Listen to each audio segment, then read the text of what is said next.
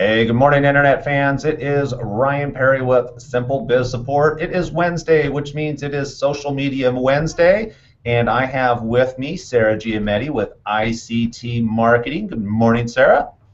Good morning, Ryan. How are you? I'm doing wonderful. The Dodgers won after a three-game slide, so that's always good news.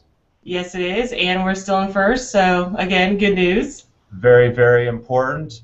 But we do have something that's going to take up a lot of time, so I want to get right into it, and that is the fact that social media, Twitter, primarily the big two, social media, Facebook, it's an ever-evolving technology regardless, but especially Facebook has really made some significant changes to their algorithm in the last year or so.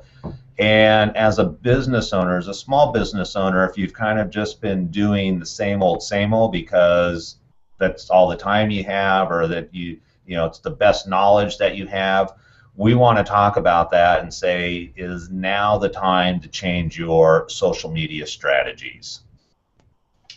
Absolutely. So or social media in general continually changes, and the days of being able to post once or twice a week are long gone.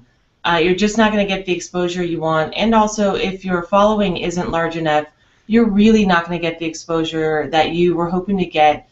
Just because somebody says they like your page does not mean you're going to show up in their newsfeed every time that you post. Because nowadays, I think Facebook just crossed over the 500,000 mark, or a 500 million, something like that, users, and there's just too much content. So on average, every time somebody logs in, because of the number of pages and people that they're friends with and pages that they follow, on average they're looking at up to 1,500 or more pieces of content that could potentially be in their newsfeed. And that's just too much for people to see, especially on Facebook. Twitter still is chronological, and it moves at the speed of light. And I was just talking to a client that the tweet they did 20 hours ago was long gone. I never saw it because I saw over 100 tweets in 1 hour just in my newsfeed, my personal newsfeed alone on Twitter. And so it's really turning into, it's still a quality content game, but it's turning into a numbers game as well. Okay, so what I'm hearing from you is there's two issues. If you're on Facebook, because Facebook is so large, and we know that they're filtering content, and especially business, since Facebook is social, they're giving more emphasis on personal relationships than business information or relationships. Therefore, you're going to have a very small percentage of the people that liked your business actually see your feeds.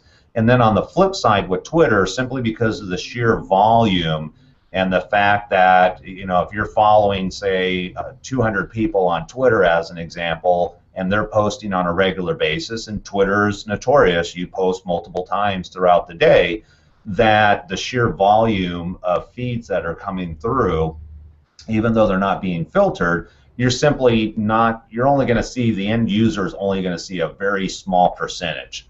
So with that being said, if you stick with traditional methods of posting on Facebook once a day, twice a week, and then Twitter maybe 2 times, once in the morning, once in the afternoon, Monday through Friday, you know, roughly are we talking like 5% visibility, 1% visibility, 10% visibility?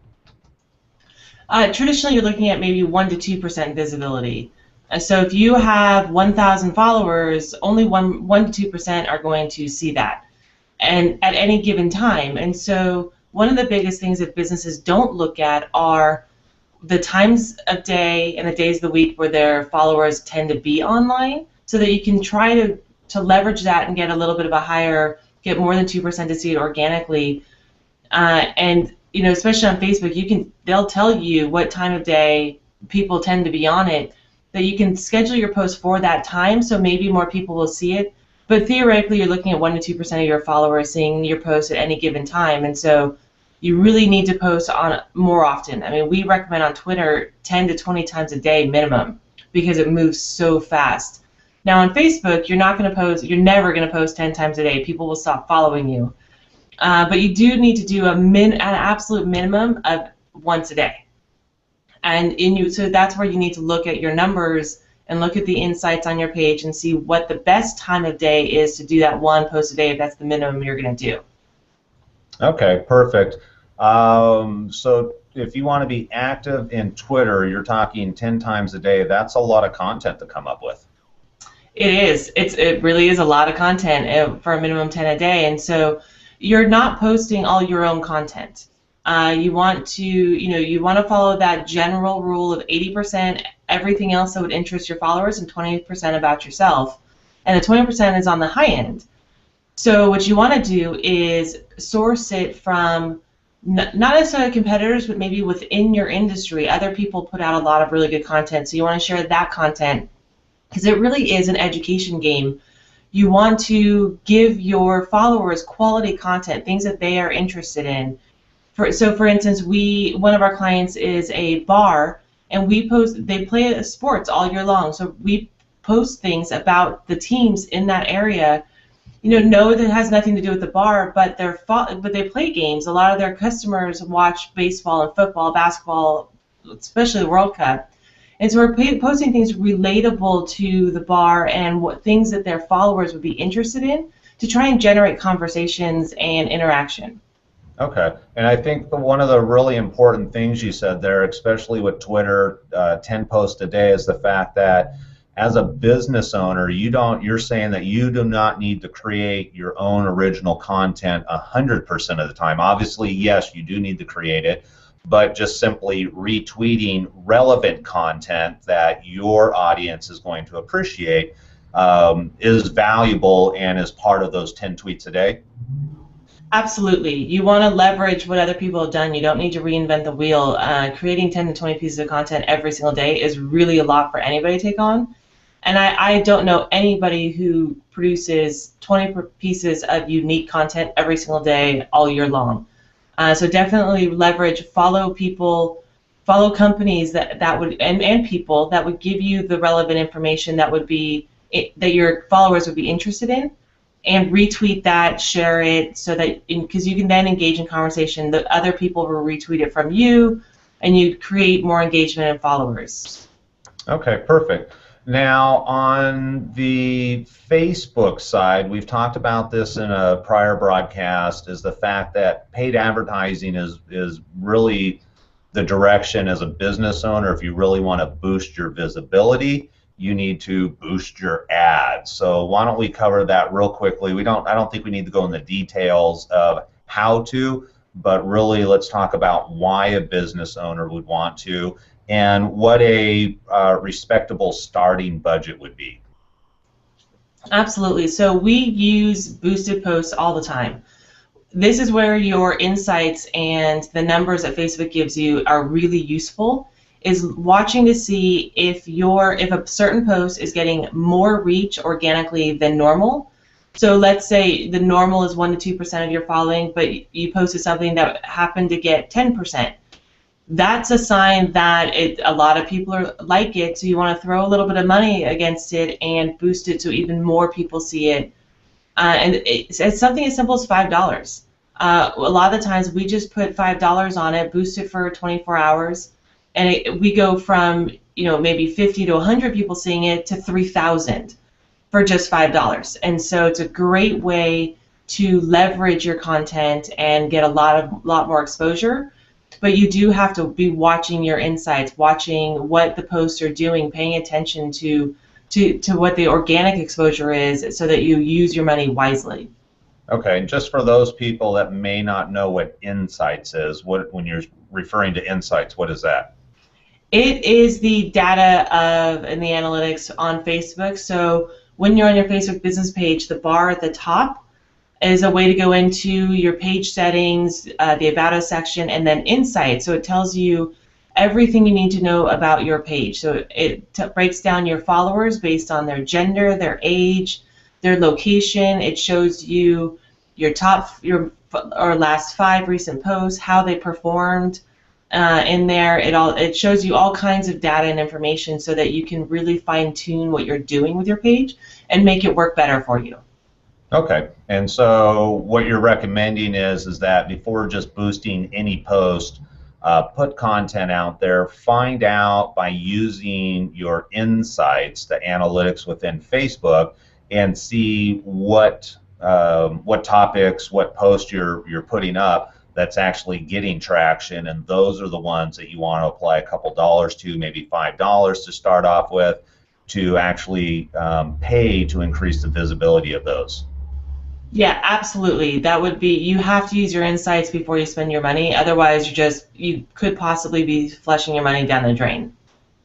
Okay, perfect. And the other thing I think we should talk about real quickly, and we brought this up in our previous broadcast also, is the fact on Facebook, if on the organic side, just naturally, if you post content on a regular basis, you're only going to get 1, maybe 2% visibility, but you only have 5 likes.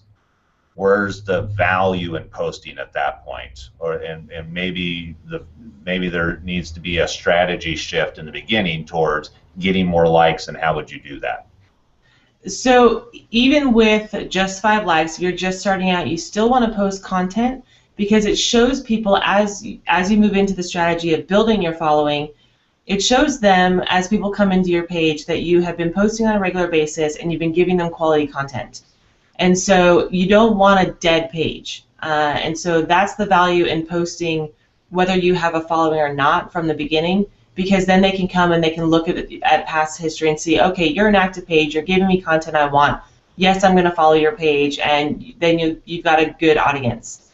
But then you definitely need to move into a strategy. We recommend an absolute minimum of 1,000 followers. We consider every client of ours in growth mode until they cross over that 1,000 benchmark, because the organic reach is only 1 to 2%. You really need to have a larger following in order to get better organic reach. And then it also gives you, by having that larger number, when you do go to boost posts and spend a little bit of money, you are leveraging not only your following but their friends. And the average person has 200 friends, so you now multiply that 1,000 by 200, and your potential reach is 20,000 people. So it's really important to make sure that not only are you posting on a regular basis, but you have a proper and big enough following on the page as well. Okay, so, and at that point, people talk about ROI. When you exceed 1,000, the ROI is going to go up, simply because the exponential factor of the number of people that can see it when you spend, $5, $10 to boost a post. Right, and keep in mind that ROI on social media is a little bit harder to quantify. It's not traditional business ROI. However, you can still track it. You can look, if you approach social media as a branding tool, branding and customer service tool, which is the #1 reason to be on it, then your ROI shifts. It's not an actual dollar amount ROI. But if you're approaching it as a branding tool and you're having posts where 1, 2, 3, 5,000 people are seeing your content on a regular basis, a large portion of them are interacting, and then you go over and you have Google Analytics on your website, you can see how many people have come from the social media channels to your website to look at content. And so it's a slightly different way to look at ROI, but it's still definitely, the more following you have, the more exposure you have for your brand, the better brand recognition you have. You can build brand loyalty, and then you can see it carry over into your website when you're tracking your analytics and seeing what platforms they're coming from, how many people are showing up, and going to the extra mile to learn more about you, and then eventually either come into your storefront, restaurant, whatever your business is, or buy from you online. Right, and I think for a lot of small business owners, maybe they don't realize the importance of brand recognition.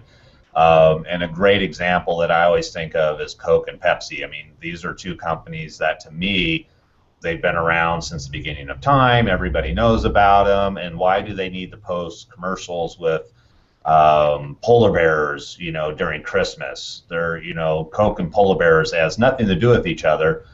However, it's simply a brand awareness. It's to make people feel warm and fuzzy about drinking Coke versus Pepsi. I'm sure it's targeted maybe the little kids. I don't know. But having that brand awareness is very important, especially when if you have a sales team, even if you're just a solo entrepreneur going out and making sales calls on your own. just by having a good presence online, because people are going to do research, is going to add to your credibility, and it's going to make it much easier for you to sell whatever service or product is that you're offering. Absolutely. You definitely need to have a good online, just because you're a smaller company doesn't mean you need to not do the things that the big companies do. Just think of some of the larger companies like Nike. Their slogan, just do it. It's a little swoosh. They've trained us by constantly putting that out there that we all remember it. It takes, about 20 touches for somebody to remember a brand or a logo, things like that.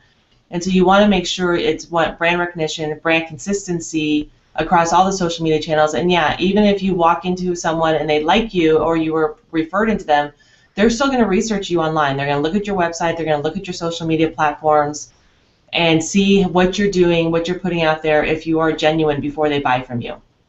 All right, perfect.